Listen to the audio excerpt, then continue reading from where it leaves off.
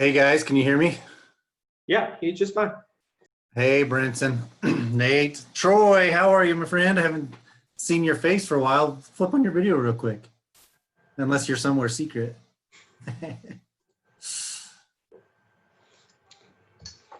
Hi Sherry, iPhone Angie.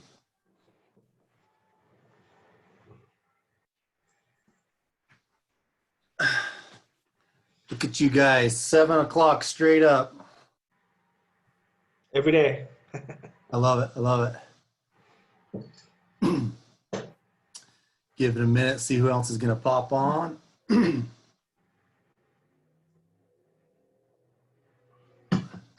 what'd you think of that training this morning, Brenton? Yeah, it was great. I those guys that we had the meeting at 12 o'clock, freaking geniuses, you know.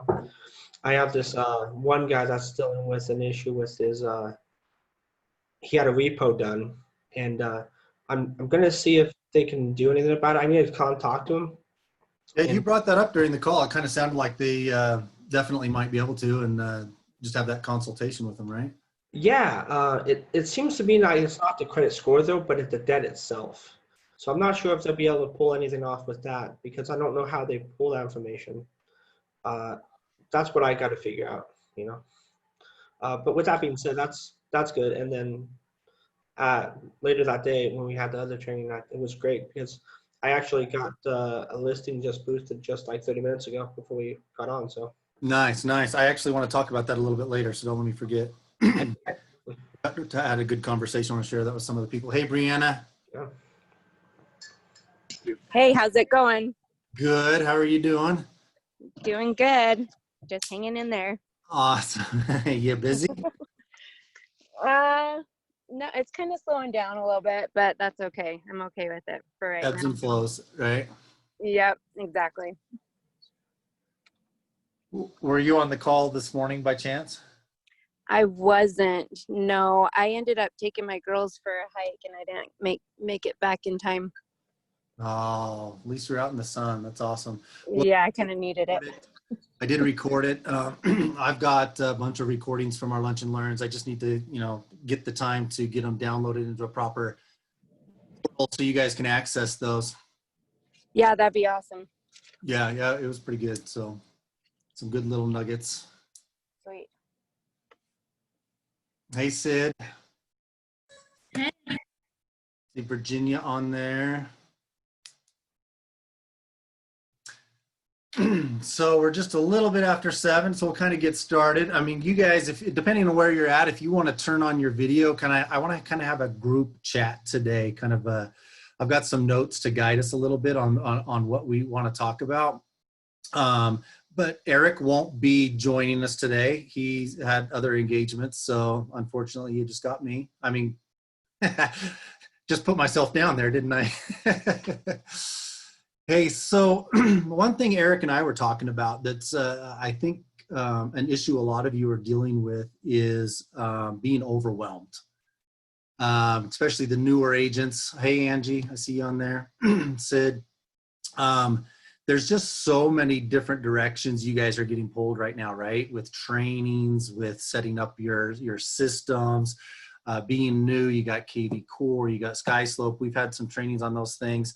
So I wanted to talk a little bit about that, and because one of the most important things really is getting business, right? And that's part of the overwhelm is you got all these other things, and it's like it's frustrating because you're going to these trainings and you're trying to implement these systems, and you feel like you're busy all the time, but the business isn't coming fast enough. Would you agree with that, Brenton? Yeah, definitely. Because you've actually said that before. It's just like, Oh yeah. happen. You know it's going to happen. You're very optimistic, but you'd like it to happen a lot faster, right? Timing is everything, but yeah, you know, patience is a virtue, but money talks all business, you know. Money talks, my friend. Right, right. So, I mean, let's talk a little bit about that, because you got to get your system set up. You've got to get through your trainings, but you also got to make some money. We're in a unique time right now, and I think part of the problem, and I see this with a lot of agents, is there's just too many different ways to go about lead generation, to go about communicating with your SOI. I mean, what's going to be your system? That's what you need to figure out. So let me give you an example, because it's relative to what I went through, and maybe you can relate a little bit. So going back to my investing days, there's so many different ways to invest in real estate, right? You'd agree with that, right? There's just, I mean, what do you pick? You kind of have to have a niche. I feel it's the same way for you guys in real estate, with picking your lead generation activities that you specialize in. So going back to my investing, I had pretty much 2 programs that I did. If you ask me, oh, what do you do to find all your deals? Well, I put offers on bank-owned properties. I bought distressed properties. I focused on not the pre-foreclosure. I went through kind of like a learning process, right? I learned that in the pre-foreclosure market, I had to deal with people that were losing their homes. And here I was trying to be an investor, trying to profit off of their misfortune. I mean, there's such a thing as aligning and both people winning, right? But I didn't have the emotional depth to be able to, on a daily basis, deal with families that were struggling so hard and losing their homes and in dire straits. And I'm trying to find a way to buy their home from them. So I pushed that aside. I said, okay, if the home is already gone, it has gone to foreclosure, a bank owns it. And their motivation is completely different. They want fast cash. Okay. So I went after bank-owned properties. On the other side, I had a lease option, a rent-to-own strategy. Okay. So once I bought the homes, and I'm going to go over this really quick, and I'll tie it in with what you're doing with lead generation. But I would buy a home for cash from the bank, remodel it. The more distressed the property was, the better, right? It's kind of, I'm flipping it to myself. I would fix it up, and then I would refinance it based on the new improved value that I just created by fixing up the property. And that would be my long-term financing on a refinance versus purchase money, which was 20% down over and over and over and over, right? You can't do that very many times. So what I did is I forced that equity in the properties, and then I would get my money back and I could do it over again. Well, my other part of my program, like I mentioned, was rent to own. I didn't really want to be a landlord, so I wanted to help people that couldn't be an owner right now become an owner in the future. That's what a lease option is. We'll do another investor class another time, but basically I would put a tenant in there wanting them to treat the home like it's their own, because I gave them the right to buy it in 2 or 3 years or whatever down the road. So that was one lead generation strategy, right? On the flip side, because I specialized in rent to own, I would pick up properties from homeowners on the same strategy. So I would call for sell by owners and say, hey, are you willing to rent out the property? If I can't buy it right now, could I rent it from you for a little while? Will you give me the right to buy it in the future? And I would call landlords that were renting their property and say, hey, I know you're renting your property, but if I rented it from you and I was a great tenant, took care of the property, and you didn't have any hassles, would you sell it to me in the future? Right? It was a question for the seller or a question for the landlord, one way or the other. And if they said yes, yeah, if you rent it right now, yeah, I was thinking of selling it in a few years anyway. That would open the door for me to then be the lease option tenant on that property, and I could control it with no financing. Okay, we'll get into the logistics at another time, but the same thing on a for sale by owner. What's the one thing most homeowners miss when they sell it by themselves? They miss the pricing. Right? They all think it's worth a lot more than it really is in that. Zillow out there. Right. So they're trying to sell a home, and they're not selling it because they've got it priced too high. Mm-hmm. So on a lease option strategy, I say, hey, I can't give you that price today, but what if I give it to you in 5 years?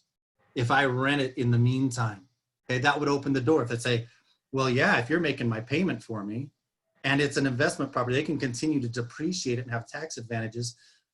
Right? Then that would open the door. So that was it. Bank-owned properties, rent to own. No other distractions. There was no strip malls. There was no apartment buildings. There was no land, assimilations. All the other things you can do with real estate investing weren't on my radar. That I was successful. I built a large portfolio. I think you guys need to think the same way. What do I like Virginia or Lainey, Kim, any of you on this call, if somebody says, how do you get your business? You should have a quick answer. I do this and this. 2 things, 3 at the most, right? And so you're going to have different maybe things you do to get a buyer, different things you do to a seller. So part of the overwhelm is there's so many classes on EXP World, right? In EXP World, there's a lot of classes, but just in general, there's a lot of noise on how people get business. Is it open houses? Is it door knocking? Is it, Facebook, social media, whatever.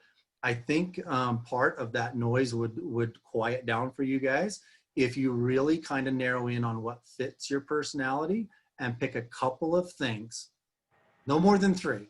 A couple of things. So Brenton, I wanted to bring up just as an example, what we talked about today after the lunch and learn. Brenton was wanting to move some of his marketing dollars into property boosts. And Brenton, you feel free to join in the conversation, but I'm going to give the summary version about what we talked about as having a strategy. So you could say, hey, Brenton, how do you go about finding buyers? Well, here's the summary version of what we talked about with Brenton. Brenton would say, well, I find a property that's newer on the market. It doesn't even have to be my listing. I can reach out to the listing agent and see if they'll let me market that property to see if I can help them find a buyer. If they say yes, Brenton can do a property boost on KV Core to generate leads, buyer leads for somebody else's listing, right? But those leads come into his KV Core. Another thing he does is those leads are now shared, not the leads, but the stats are shared with the listing agent.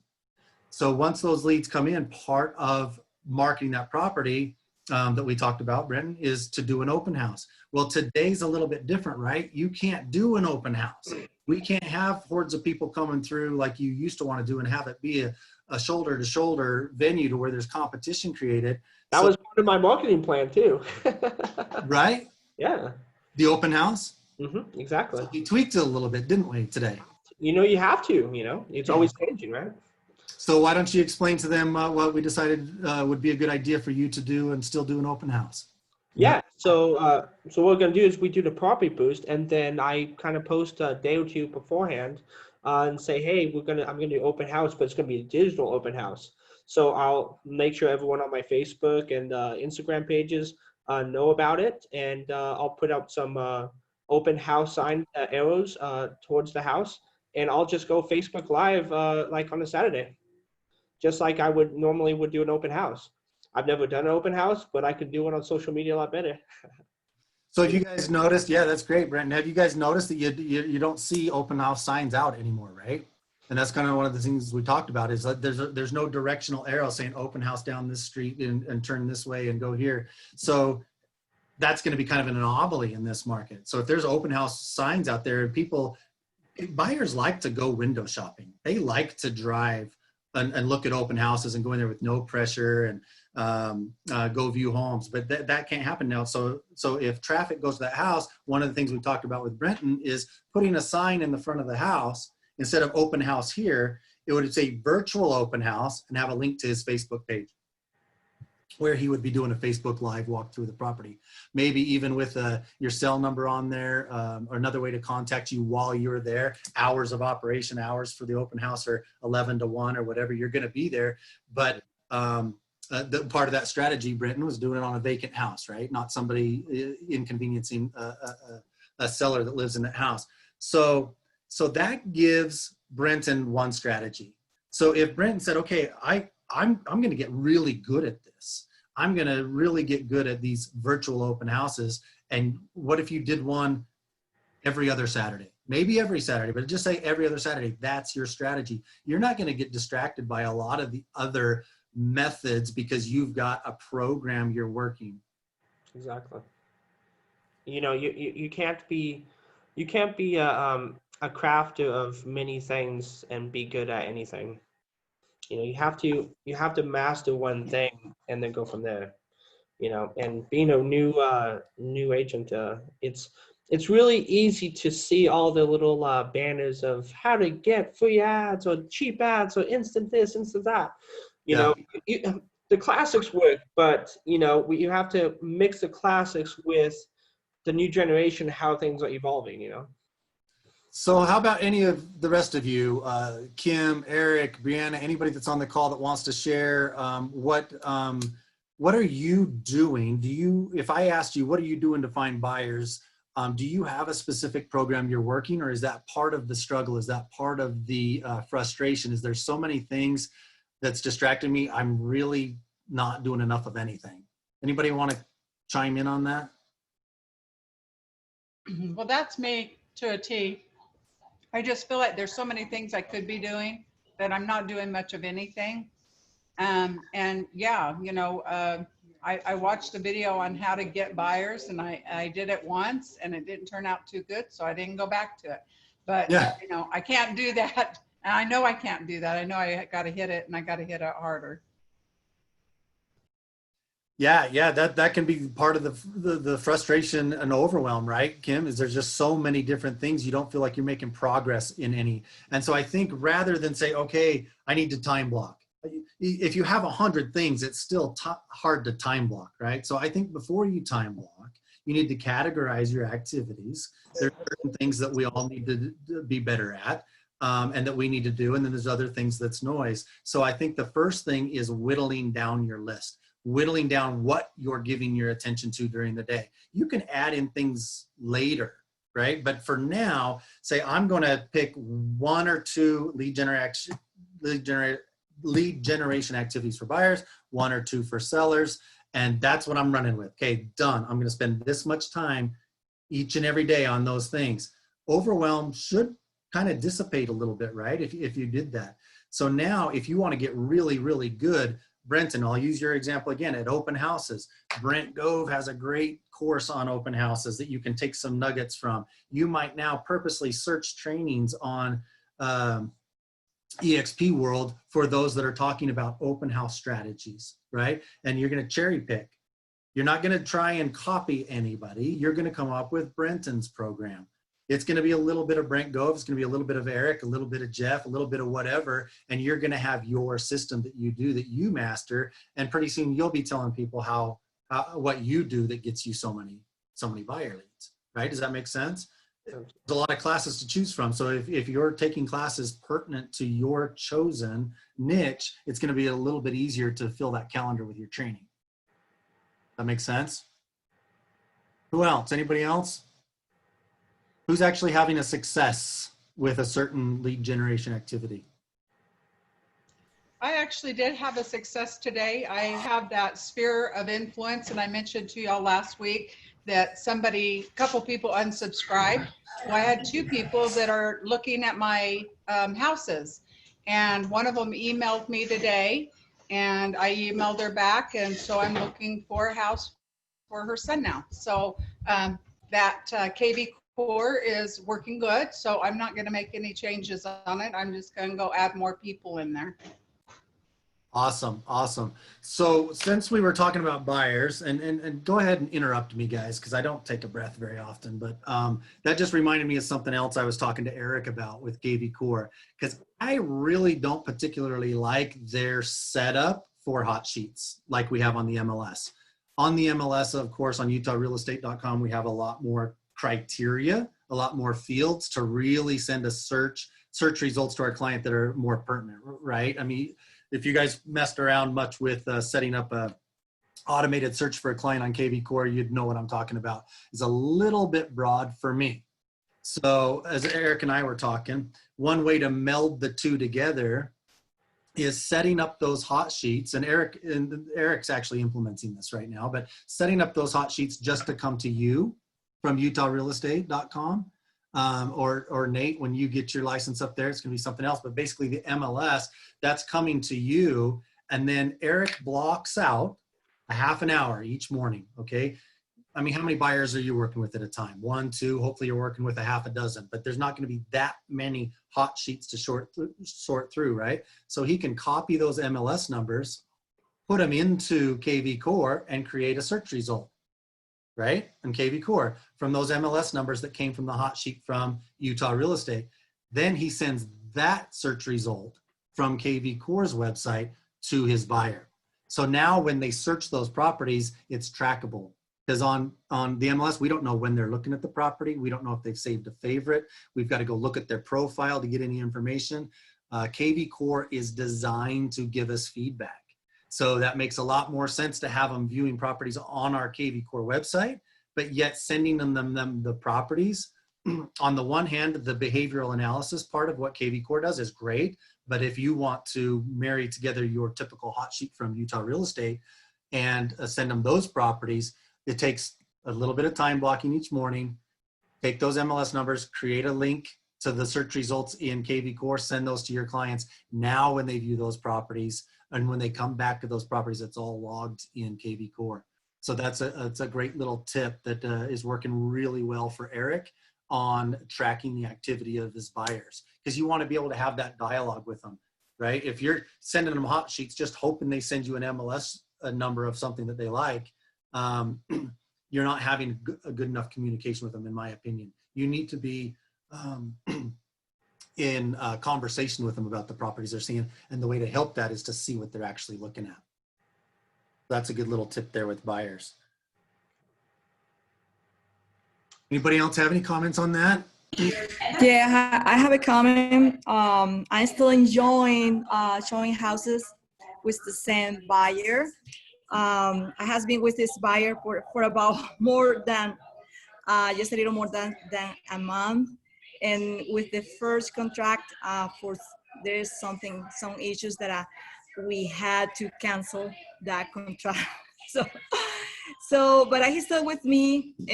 I'm still enjoying. We has been showing, different houses. He's now kind of picky. So we haven't decided yet what he wants, but that's okay for me. That's okay for me. So I taking my time. I'm a new agent. I'm learning. And then what I'm doing now with other people is I open already my business account with Facebook and Instagram. It's especially only for real estate. And then I promoting my business. This is the way I'm doing, and people is sending me messages in private. At least the people that they know me, and they didn't know that I'm an agent, a real estate agent now. That's how this is what I'm doing. You said now they know you're a real estate agent because yeah, of course. I'm doing a lot of I'm sending a lot of messages. I posting every day. Well, actually, I'm not posting every day. I have people working for me. Okay, they're helping me with my account, which is amazing because sometimes I'm doing something else. But they are really professional. They're working with my Instagram page, business page, and my Facebook. That's awesome. That's awesome. So social media obviously is a yeah, of course. reach people, and especially as a new agent, Arlene, they got to know that you're an agent, right? Yeah, of course. Yeah. So tell me again about that buyer. You said you've been showing them buyers. You've shown them a lot of houses to this client. They're getting kind of picky.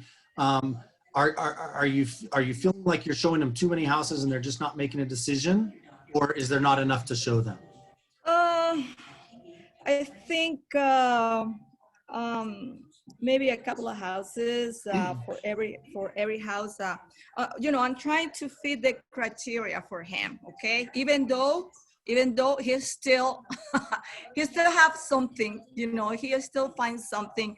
I'm looking for a house with an open living room. This house, is perfect for me, but the only problem is that's the living room. Okay, so things like that, little things, but I think we're getting close.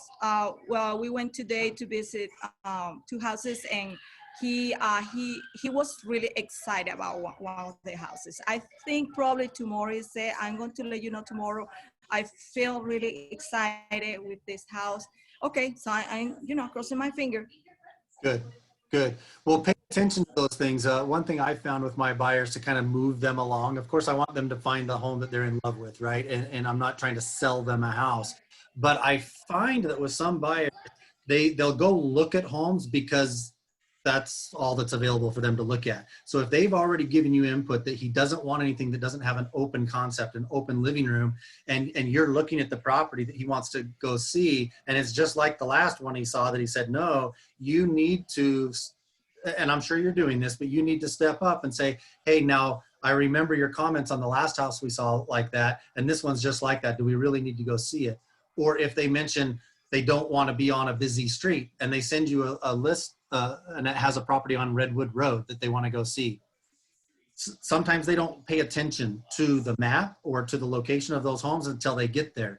And so you can really save yourself a lot of time by looking at the ones they want to go see, and take good notes on the previous homes you've showed them, because if they want to go see something they've already said no to twice, don't go show them that house, right?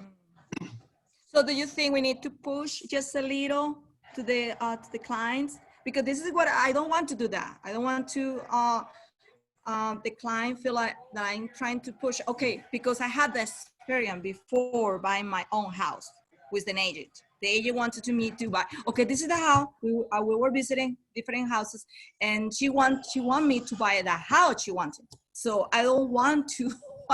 I don't want to do that.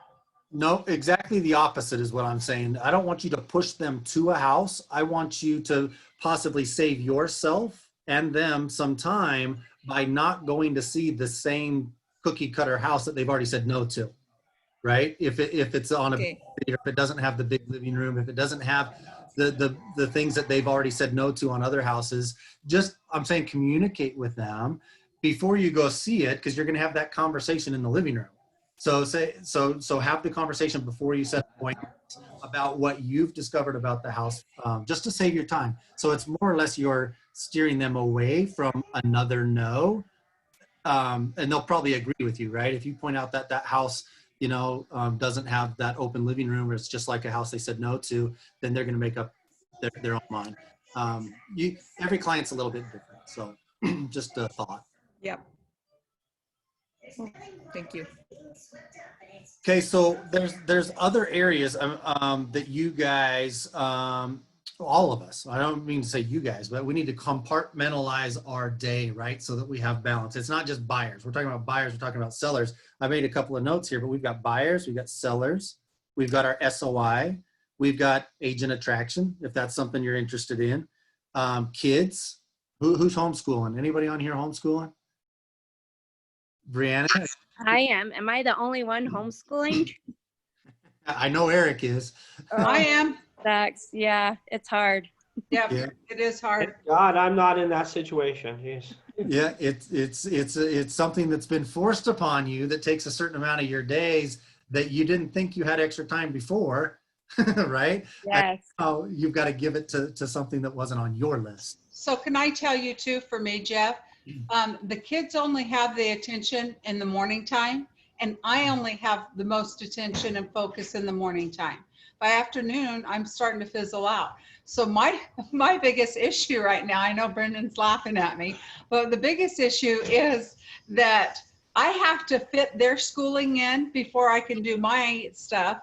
And so I've really got to push myself in the afternoon to do what I need to do, because my energy and my focus was spent helping them get done what they need to get done. Yeah. Maybe Brenda can relate with that. Yeah, definitely. You know what I started this week is the Pomodoro technique, where it's every 25 minutes. Have you guys heard of that? No. You work in 25-minute increments. So you do 25 minutes. I set the timer. Kids will do their homework. I'll go get my stuff done. And then they take like a 10-minute break, and then we do it again, so that they're not giving me a hard time because they're only working for 25 minutes at a time. So that seemed to help us. That's helped us a little bit. That's great. I like it. That's good. Short little chunks of time. Yes. And that probably keeps them focused more for those 25 minutes, that allows you to Yeah. get everything done during that 25 minutes. Yeah, exactly. Yep. No, that's great. So Kim, I mean, I think you just need to have a sliding scale. It's like that. You used to be the most productive in the mornings. Now that time's devoted to the kids. So you just need to like piggyback right behind them. Don't wait till the late afternoon to do your highest, most important task. They call it MIT, your most important task. That's what you should do first. So kid time's over. Yeah, you're drained. Take a break from the homeschooling, but then hit that most important task first. Don't save it till 4 in the afternoon. Get that out of the way first, for sure. That's great. I'm just like Kim and her kids. I got to get everything done in the morning, man. Well, I think we all find ourselves reacting to things that just happen, right? So there's urgent and there's important. urgent is usually somebody else's urgency that they put on you, right? And the important things that are important to you end up getting pushed aside. Like, I'm guilty of that too. I was talking to Eric and Brandon yesterday about the agent attraction that I want to do that I'm not doing, because that's what I want to do. And it seems to be my most important task gets pushed aside so that I can take care of somebody else's, right? So being protective of certain blocks of time is crucial. Like, for instance, this call earlier today at noon, right? 1:30 today, 1:30 tomorrow. Those are set times for me, right? That I've committed to you guys that we're doing a lunch and learn at noon every Tuesday. I'm available for an overview every Tuesday and Wednesday at 1:30. Today, Brenton was on there. Kim was on there. We didn't have anybody new. Nate's on there quite a bit. If anybody new, I've already blocked out that time. I protect that because it's sacred time, because I committed it to somebody else. But we also have to be just as protective as our own time that is going to help you get ahead and say, you know what, when somebody wants you to do something between that 1 and 2 p.m. or whatever it is, you got to say no. You know, I don't say yes to anything on Tuesdays between 12 and 2 because of what we have scheduled, right? It's reoccurring. Tuesday nights at 7 is this, right? I've committed to be here for this. Fridays at noon, we do agent attraction, right? We go in. It's kind of like the whole accountability part of that deal, you know, like in a sense, you know, you're almost having yourself accountable because you told everyone else that you're going to have these meetings on certain days and certain times, right? Right. That and that's for me. I'm coming from my perspective on those time slots. I realize that you guys can't hit all of those. Those are just available that I've committed to you guys so that you can plug in where you can, right? Mhm. But what the comparison I want you to make though is you need to have certain times during the week that you protect just as much as I protect those times. Some of that overwhelm and being pulled in so many different directions will dissipate if you feel like you're making progress because you're committing yourself to certain activities during the week, whether it's daily or weekly, whatever it might be. You protect that time and you make a little bit of effort towards you know, things that you guys want, things that are important to you. I get overwhelmed when I feel like, God, it's the end of the day and I don't feel like I accomplished anything. I was busy all day long, but I don't feel like I accomplished anything. Does that sound familiar to any of you? I mean, we're busy, right? There's busy work and then there's, you know, productive work, right? Mhm. So time blocking in and of itself is not going to be the cure-all because you can block out time and still not be productive, right? It's when you're giving that task your attention, it's focus and energy. Doesn't matter how long necessarily, but if you can have your focus and energy on your task, on getting your KV course set up or on creating that post. I mean, that's a time block, creating that post for your SOI to reach out to them, to offer some value to somebody else. That's not just browsing Facebook. That's a work activity that is strengthening your relationships, right? So just devoting that time to making that post and focusing on that post and getting it done and knocking it off, you're at least going to know that you got those things done. So let me see here. Anybody chime in if you got any comments. I made a couple of notes here I just want to look at real quick. So here's something to think about. This is something that's worked for me in a lot of different areas of my life. Imagine 5 years from now, you're not even in business anymore because the last 5 years just sucked, right? It just drove you into the ground and you're out of real estate. Okay, now think of today as your do-over. Imagine that happened, but now you got a chance to do it differently, right? In golf, they call it a mulligan, right? You know, if you're playing with your buddies, you get to throw an extra ball out there once in a while, get a do-over, right? In life, we usually don't get those, but you can trick your mind into, okay, today is my do-over. I screwed it up last time. I got another shot at this. Your mind doesn't know the difference, right? So what would you do differently today or this week, this month, whatever, differently if you knew you royally effed it up the first time and you're not happy with your life in 5 years? Just that little mind shift works really, really well for me. It worked. It's something I came up with my kids. Sydney's logged in here on anyway. I have conversations like that with my kids, but with my kids, I saw a lot of broken homes growing up. I saw a lot of kids that didn't have, two parents in their life, or they didn't have relationships with their siblings. So I imagined in my mind that I got to adult, my mature years, and I had screwed it all up and I didn't have those things. So when I would approach situations with my kids, I would literally subconsciously or consciously try and put into my subconscious that this was my do-over. This was my chance to do it differently this time. And it gives me a little bit different clarity and focus on the decisions I make. Because when you guys say yes to anything in your day, like right now, you guys decided to be on this call. That's awesome. I'm glad you're here. But you said no to everything else. Brianna, your kids are locked in a closet somewhere, whatever they're doing. but you guys said saying yes to this, you get that? You said no to everything else. And we do that every minute of every day. So constantly ask yourself, and this is an investment technique I learned because on the flip side, I was taught to think of the highest and best use of my money. Whenever I'm doing something with my money, where I'm spending it on something, I can spend it once and it's gone, or I can invest it and make it grow. So I would ask myself all the time, is this the best use of my money? What I'm about to do, is this the best use for this money? Well, I flipped that and learned how to look at my time that way too. Is this the best thing I can be doing? And for me right now, yes, I'm here because I want to be. Right? For you guys, we've got a nice little family going here and I love it. And the bonds that are being created, and I can just imagine where we're going to be 5 years from now. So I'm committed to this. So yes, this is the best use of my time right now.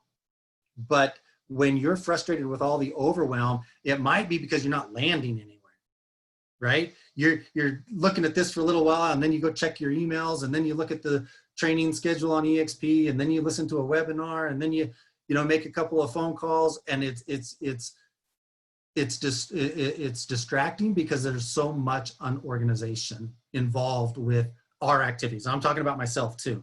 When I can have energy and focus and get something accomplished because I decided to do that, then I don't feel that frustration. A lot of you have had conversations with Eric and I about the frustration. There's just so much. Even Sydney, my daughter, just I think yesterday we were talking about it. She's like, gosh, there's fast track training, there's Excel training, there's all these things in the cloud. There's, setting up all your tools and systems. But it's like, you know what? Spend X amount of time a day on each of those things, especially the ones that frustrate you, and don't give it too much time and attention otherwise. Take a half hour, 45 minutes or whatever for setting up SkySlope, KV Core, your tools and resources, and then move on to something else that's going to make you feel like you were a little bit more accomplished for the day. Does that make sense? So there's a couple of takeaways for there is constantly asking yourself if this is the best use of your time. And if this was my do-over, if this was my second chance, if I was given an opportunity to do this again, would I be doing what I'm doing right now? That make sense? So Jeff, can I also interject? Please. So we've learned about Ideal Estate. We've learned about the commercial website where we can find leads. We've learned about podcasts.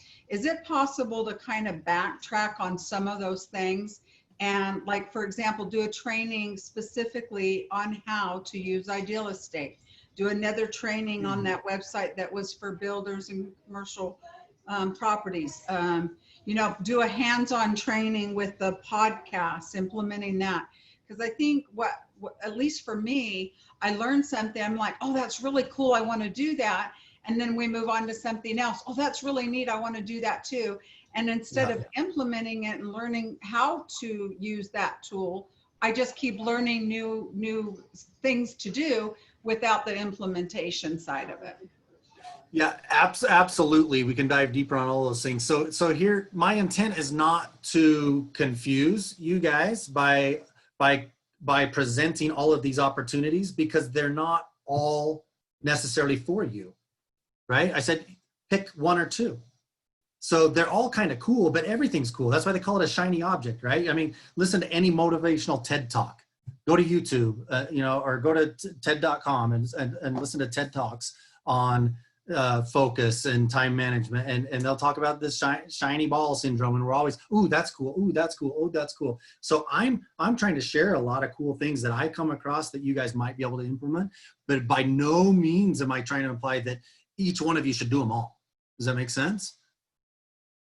So you might say, okay, I would really love to do a podcast, but I'm going to back burner that for 6 months, and I'm going to dial in on this for the next 6 months so that that's kind of working well for me. And then I'm going to add in the podcast, or vice versa, whatever it might be.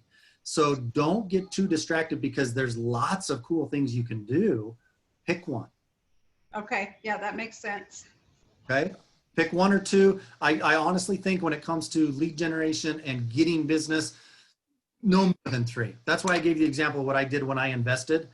People used to ask me all the time, how do you do what you're doing? How are you buying so many properties? And you're like, got 4 or 5 rehabs going at the same time. It's because I was focused on where my deals were coming from, and I had more deals.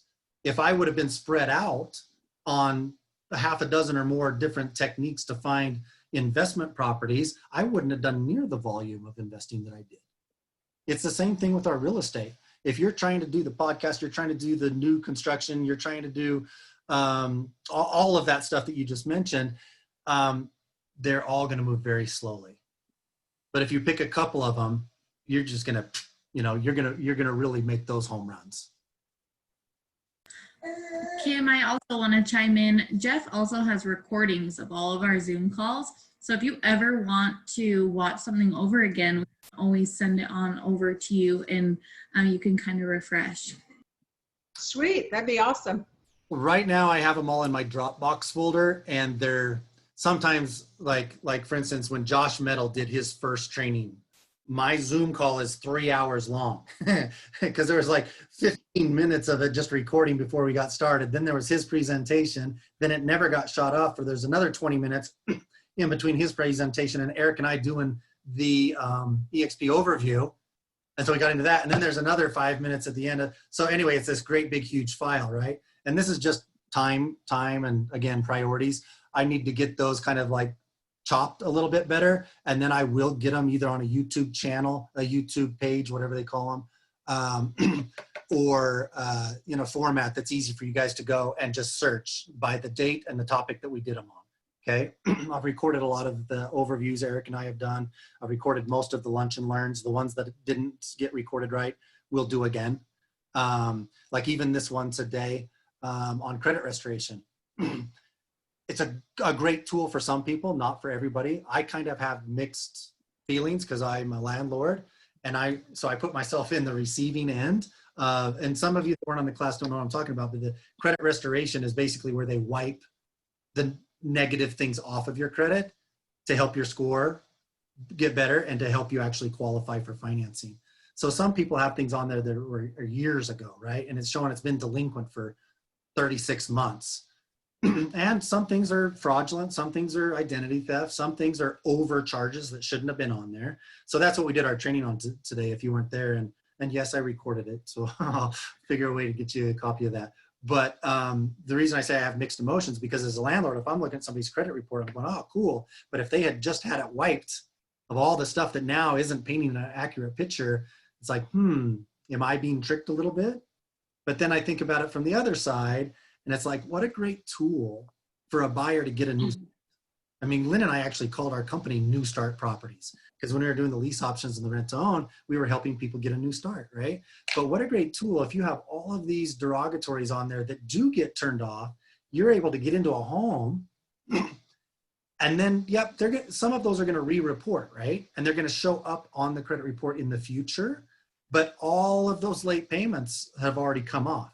So now you have the chance to have a new start, right? Start making those payments on time moving forward. And you're starting to create a new history for yourself.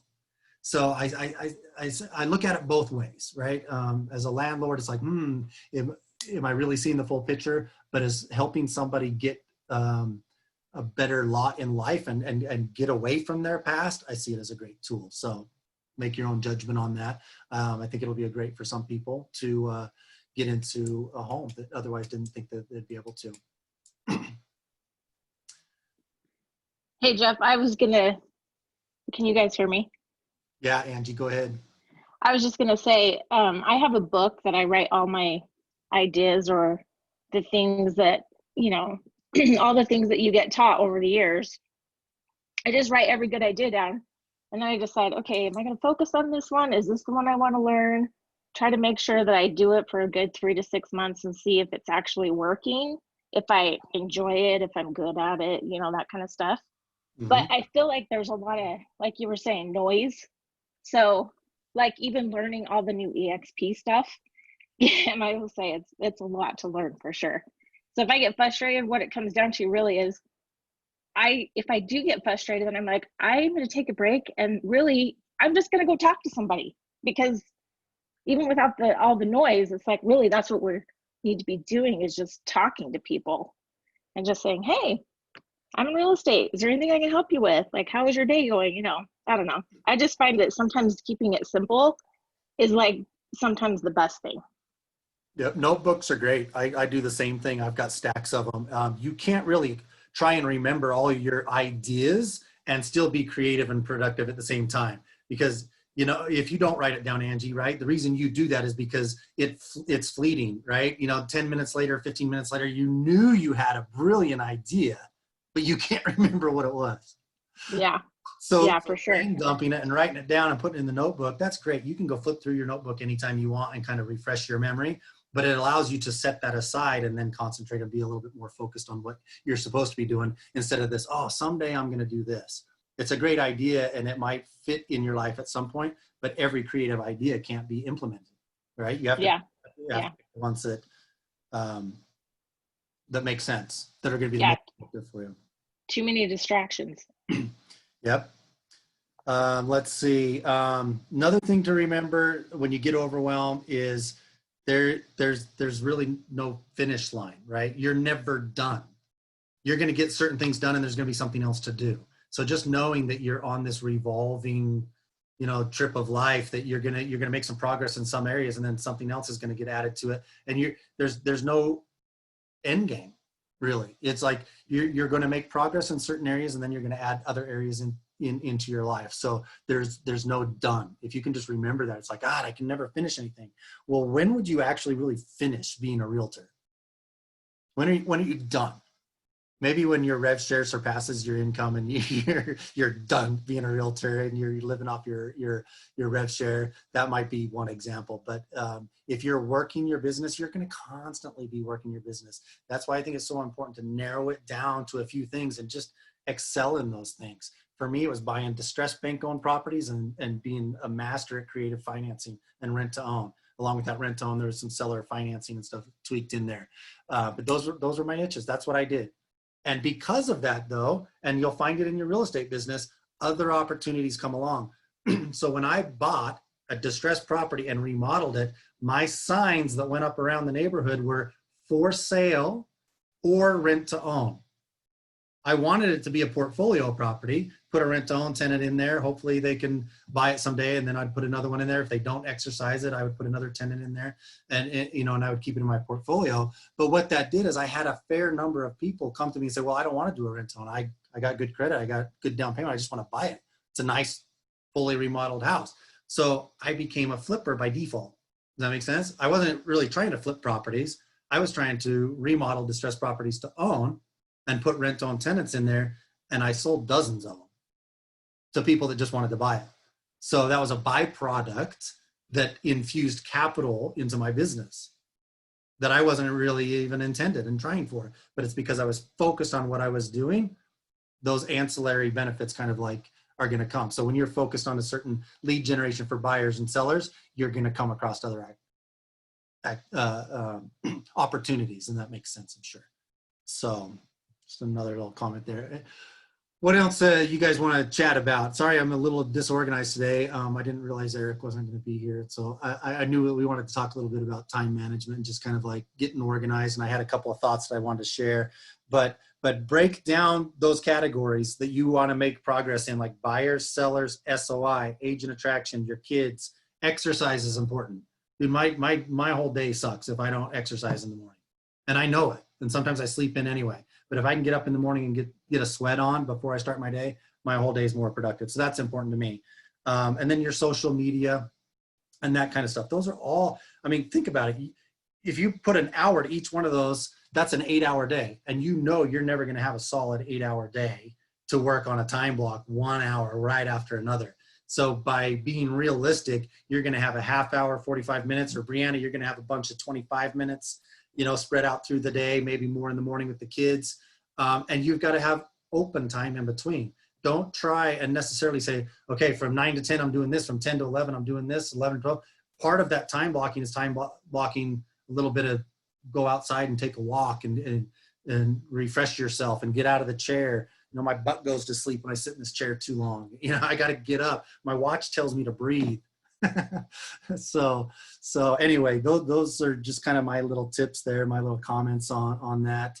Another thing I wrote down here that I found interesting, and I've heard it a couple of times lately, it's not New Year's, but a lot of people set New Year's resolutions, right? It's kind of like you setting our time block, and then we don't stick to it. You know that over 92% of New Year's resolutions are never met. That's a high percentage. Not even 1 in 10 is met. And the funny thing that my mind thinks of is, why do we need a new year to actually set a goal to do something we want to do anyway? We want to do it in June.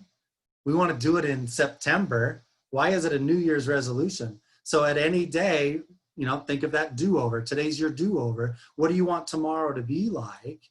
And it's not like, oh, I'll try and hit that, but literally design your day to where you know you're going to hit that, and you're going to make your wins in these areas so that you don't feel frustrated. Your goal is to eliminate that frustrating. I mean, we all get it, but I'm not surprised. We've got a lot of stuff going on in the world. I mean, there's more overwhelmed than just not knowing what to focus on in work right now, right? With our friends, our neighbors, you know, this stupid virus thing. Even going to the grocery store is a trip for me. Seeing people in masks and all the signs on the floors and where to stand and directional areas. They have one-way lanes in aisles now. It's like, I can't go this way down that aisle. I got to go around and come in this way. It's like, it's crazy. So there's a lot more than just work. We're talking about business and real estate and, you know, setting some time blocks and being productive. And it's not necessarily the block, right? If set aside a time where you can be energized and focused. Because if your half-hour time block goes by and you didn't do shit, what good does that half hour do? You know, you met your time block. You kind of like read that article on that topic you wanted to learn on and everything, but did you really make some progress? So I think focus and energy is going to be more important. Whether it takes 10 minutes or an hour, it's the focus part that you're going to get something done. So Brenton, today when we were talking about that open house thing, your time block should be find your first property, you know, call the agent, get permission to do a property boost, explain to them what you're going to do, find a vacant home so you can do a virtual open house, start marketing that virtual open house several days before, right? Do your and boost maybe Monday, Tuesday, so that you get some leads before Saturday, and then do a Facebook Live or do a video walkthrough, do your sign out front. We put together a plan. Now there's your focus time block is to actually set the first one up and then duplicate that. Exactly. All of you rip off that idea too and do it yourself.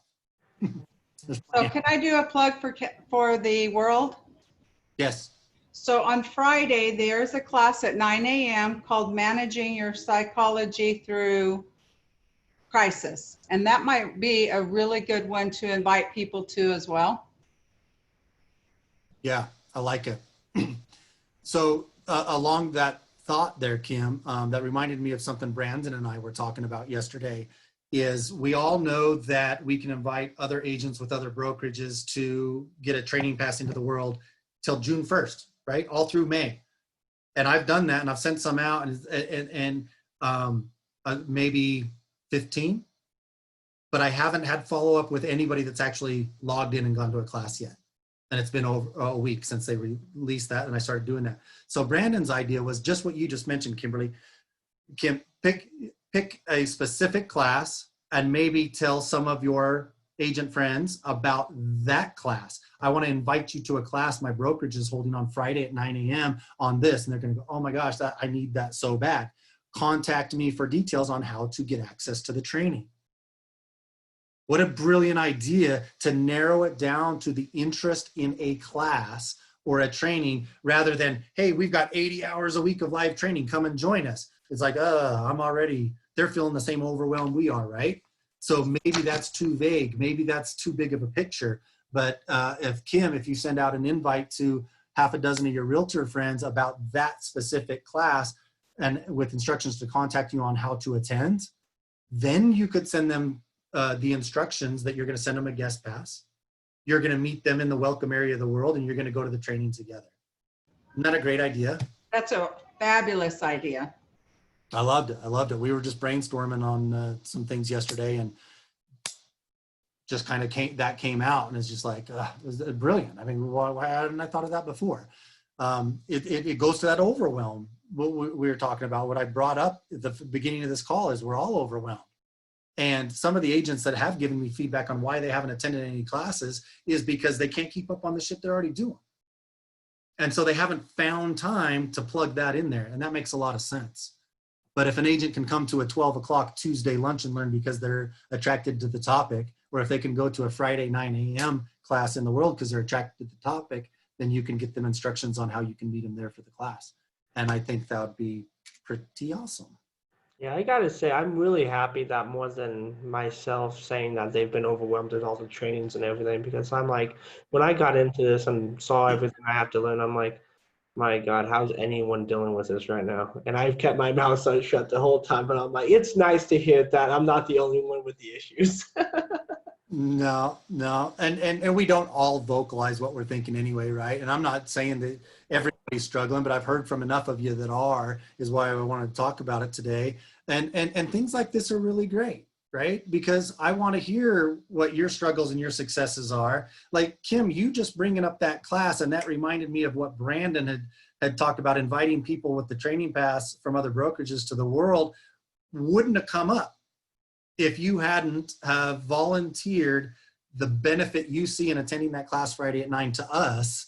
I would have forgot to mention that great brainstorm Brandon and I had. So these masterminds are really great. And I intend for these, I know this is kind of Eric's setup, but he's a great instructor and teacher and has a lot of great value to share. But I think some of these need to be a little bit more interactive. So I appreciate you guys chiming in and offering that, because we can learn from each other. You know, you just don't want to listen to me or Eric for an hour. I want that input and that collaboration. Hope this doesn't offend anybody, but I've heard it referred to as idea sex. Okay, you take one idea, merge it with another idea, it creates a whole new idea, right? And it's true. I mean, that analogy, when I heard it, I was like, oh my gosh, it's brilliant. Because those two ideas on their own are great, maybe. But when that idea merges together with another idea and creates a whole new idea, that's what masterminds are all about, is marrying together, merging together, you know, your ideas, my ideas, everybody's ideas, and we come up with all new ones that we wouldn't have thought of on our own. I know, it's like sometimes you have a piece of the puzzle, but you don't have the whole puzzle. Yeah. I kind of brainstorm with a couple of my friends in business all the time, and it's like mind-blowing the things we come up with, just because it's like a different point of view. You know, you don't think like the other person does, but then when you guys collaborate, it's like ingenious, really. Yeah. So Kim, what you brought up, that's something that we can focus on, is those, say you handpick a couple of things that you wanted to dive deeper on, like the podcast, for example. That's another thing to collaborate on if we want to dive deeper on something we've already done. I don't know that it would necessarily warrant being another Lunch and Learn Tuesday class, but we could set something up completely different on a Thursday, on a Saturday, whatever, and say, and just put it out there to everybody. Hey, we're going to get together and dive deeper on the processes of getting your podcast up and running, and just anybody's welcome. So that can be an addition to what we're already doing. And it certainly would warrant, as we cycle through time, to readdress some of those classes on the Tuesday, but it doesn't necessarily have to be that. So, any of you, if you have those past classes that you've really enjoyed that you want to kind of dive a little bit deeper on, let's just collaborate. Just reach out, and we'll try and put something on the calendar and then invite everybody else.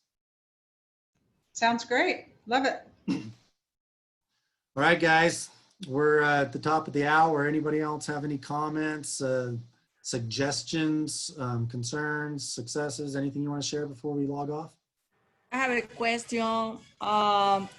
Jeff, can you, maybe for next Tuesday, prepare any presentation with Eric about the Skylab? Because I really struggle with his Skylab, so I need help. Even You know when what? I go to the class, listen the videos, I still struggle with that. Do you know why you struggle with it? Wow. Because you say Skylab instead of Sky Slope. Sorry. I'm just. I can't figure that Skylab out. That's why. Yeah. So you see, so I struggle. I have problem. I definitely have problem with that. No, that's not a problem. I'm glad I can tease you. I bet Eric might be. Really. Yeah, we did one of the Tuesday night classes, I believe, on some of that. Now keep in mind, so you're struggling with Sky Slope, and yeah, Eric and I can try and dive deeper on that as well.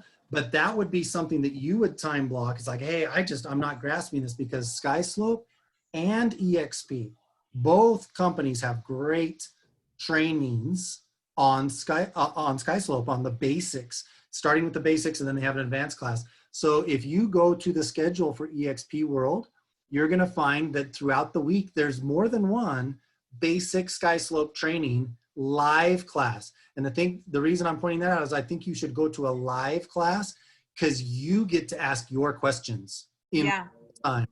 If you watch a video, that's great. And you might write down some notes about what you don't understand. Mm-hmm. So much greater to raise your hand and ask the question while they're teaching. So put that on your list. Maybe attend basic Sky Slope training in the world once or twice. Get a better handle on that. Okay, great. Anybody else? All right, guys. Kind of quiet. Appreciate your involvement. Hopefully that was a productive conversation anyway, and we all can improve on being more focused and energetic and making progress on the things that are important. But I think the key takeaways are to whittle some stuff off your list. Thank you. Thanks, Jeff. That was awesome. Thanks, Okay. Jeff. Jeff. Thank you. Awesome. All right, guys. Reach out to me if there's anything I can help you with. Appreciate it. All right. Will do. Thank you.